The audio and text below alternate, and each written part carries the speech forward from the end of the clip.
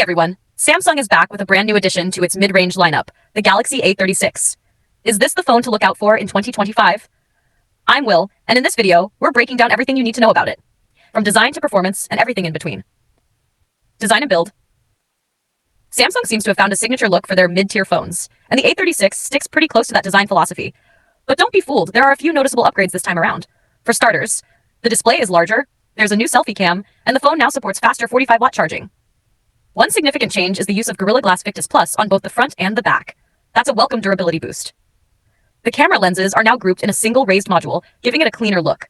Despite being slightly bigger than its predecessor, the A36 is actually lighter and still retains the IP67 rating for water and dust resistance. This year's screen gets a bump to 6.7 inches, up from 6.6, with a full HD Plus OLED panel and a smooth 120Hz refresh rate. It's brighter too, peaking over 1230 nits in auto mode. As usual, you get vibrant visuals and sharp detail, but HDR support is still missing. Audio-wise, the stereo speakers are loud and punchy, with good clarity across vocals and bass. As for security, there's a speedy under-display optical fingerprint scanner that works reliably well. Storage, you'll have options between 128GB and 256GB of internal storage. But here's a bummer. There's no microSD card slot this time, so no storage expansion. Out of the box, the A36 runs Android 15 layered with Samsung's One UI 7. You'll find many of the features from Samsung's premium devices here, though it skips out on DeX and the full set of AI tools. Still, you do get Google's Gemini AI assistant and tools like AI Select, which can analyze on-screen content for actions like grabbing text or turning elements into wallpapers or GIFs. There's also the object eraser built into the gallery, though it's not as refined as on flagships. And here's a big win. Samsung promises 6 years of updates. That's 6 major OS upgrades and 6 years of security patches. Pretty impressive for a mid-ranger. Powering the A36 is Qualcomm's Snapdragon 6 Gen 3 chip, replacing last year's Exynos. Performance is very close to the previous generation, with a small edge in graphics.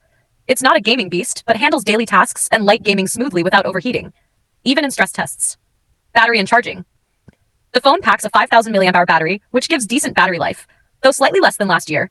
In our testing, it lasted around 11 hours and 38 minutes in active use. The real highlight here is the 45-watt charging support, up from 25 watts. Using a proper charger, you'll get to 60% in about 30 minutes. It's faster than before, but the improvement isn't huge. A full charge is just 12 minutes quicker than the A35. Cameras. The camera setup is familiar. A main camera, ultra-wide, and macro. But there's a new 12-megapixel selfie shooter, and it's a solid upgrade. Selfies come out detailed, with nice skin tones, although the dynamic range could use a bit of work. The main rear camera delivers good results too. Sharp images, wide dynamic range, and pleasing, if slightly punchy, colors. Facial details and textures look natural, but the exposure can be inconsistent at times. There's no telephoto lens, so zooming is all digital.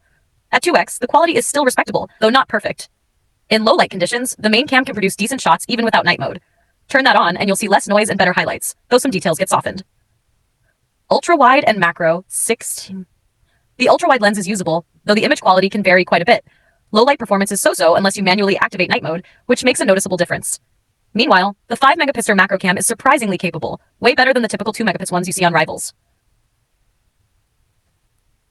Video recording maxes out at 4K on the main and front cameras, while the ultra-wide is capped at 1080p. 4K footage from the main cam looks crisp with great colors and dynamic range. Stabilization works across all resolutions and keeps things looking smooth. Low-light video from the main cam is also quite good, though you'll still notice some grain. So, what's the verdict? The Galaxy A36 packs a solid build, a bright and smooth display, dependable performance, and a capable camera system. We're sad to see the microSD slot go, and the launch price feels a bit high, but once the price drops a little, this phone should definitely be on your radar. If you're open to an older model, the Galaxy A55 is still a strong contender. Or, if you're willing to spend a bit more, the upcoming A56 could be worth the extra cash. What do you think about the Galaxy A36? Drop your thoughts in the comments, and I'll catch you in the next one.